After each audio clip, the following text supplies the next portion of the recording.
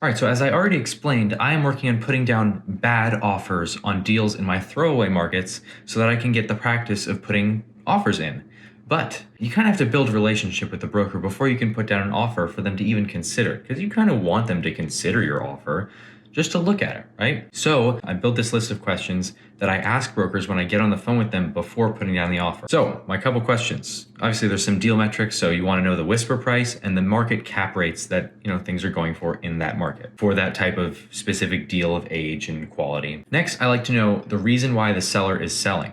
This can actually be helpful when you're finding out more about a deal, because that can be a good motivation for the seller. If you know what they want, you can help it close faster, and that might be an incentive for them to pick you over another buyer. Next up, I ask how the property manager is, because the broker obviously probably knows what the deal is with the property manager. So they can get you some information on whether or not they're a good property manager or maybe they're just terrible and you should switch them out.